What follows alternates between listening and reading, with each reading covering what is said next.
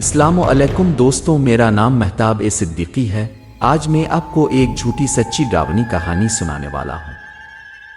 उम्मीद करता हूँ आपको ये कहानी पसंद आएगी। कहानी शुरू करने से पहले क्या आपने मेरे चैनल को सब्सक्राइब करा? अगर नहीं तो पहले चैनल को सब्सक्राइब करें और नोटिफिकेशन के लिए बेल का बटन दबाना ना भूलें ताकि आपको मजीद मजेदार कहानी सुनने का मौका मिले। ये कहानी कराची पाकिस्तान के रहने वाले एक नौजवान महताब की है। इसे हमेशा अपने खानदान के कदीम घर में एक खौफनाक मौजूदगी महसूस की थी। वो उसकी वजाहत नहीं कर सकता था, लेकिन लकड़ी के फटे हुए फर्श और धुंधली बदबू राजों को सरगोशी कर रही थी। एक बदकिस्मत रात महताब एक परेशान कुन मंजर देखकर बेदार हुआ।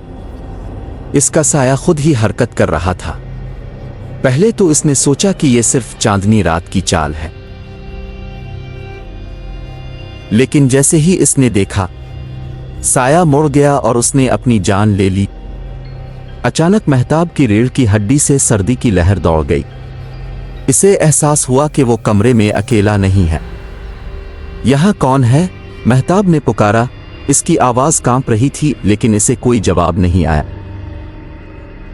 महताब का साया एक तारीक आसमानी हस्ती की तरह दीवार के पार फैला हुआ था। यह अंधेरे में घुल मिलकर एक गैर मरी मौजूदगी की शक्ल इख्तियार कर गया जो महताब को घेरे हुए लगता था। महताब के जहन में एक हल्की सी सरगोशी गूंजी, मैं शैडो वॉकर हूं। महताब का दिल धड़का, तुम क्या चाहते हो? शैडो वॉकर की मौजूदगी मजबूत होती गई। इसका अंधेरा महताब की रूह में दाखिल हो गया। शैडो वॉकर ने सरगोशी में कहा, मैं इस घर में सदियों से बंधा हूं और तुम महताब मेरी आजादी की कुंजी हो। जैसे जैसे रात ढल रही थी, महताब ने शैडो वॉकर की हकीकी वहशत को दरियाफ्त किया। ये एक गैर मरी भूत था जो दुनिया के दरमियान फंसा हुआ था। इसकी मौजूदगी ने साए को जोड़ दिया, हकीकत को उसकी मर्जी के मुताबिक मोड़ दिया। महताब की अक्ल खिलने लगी। उसने हर जगह शैडो वॉकर को देखा, कराची की गलियों में, अजनबियों के चेहरों में, यहां तक कि अपने अक्स में भी। एक खौफनाक शाम महताब ने खुद को शहर की भूलभुलैया वाली गलियों में खोया हुआ पाया। शैडो वॉकर की मौजूदगी बंद हो गई। इसका दम घट रहा था। महताब ने पुराने शहर में छपी एक कदीम मस्जिद को देखा। इसकी मुलाकात एक अक्लमंद इमाम मस्जिद से हुई, जिन्होंने महताब से शैडो वॉकर की तारीख को आश्कार किया।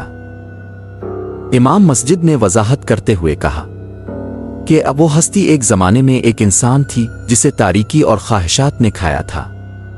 अब ये आपकी रूह का दावा करना चाहता है।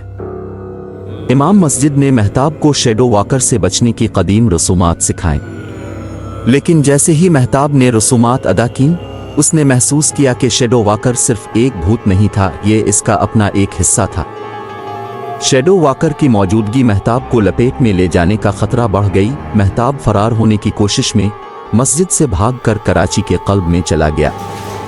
शहर की पर रौनक सड़कें एक खौफनाक ख्वाब बन गईं।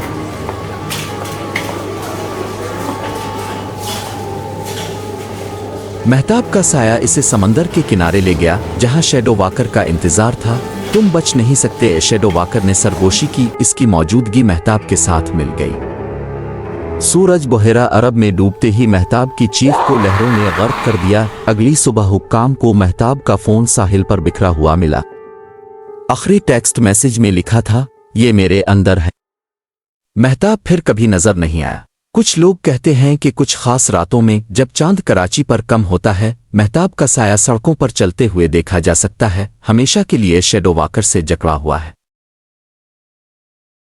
आपको मेरी कहानी कैसी लगी कमेंट्स में बताएं।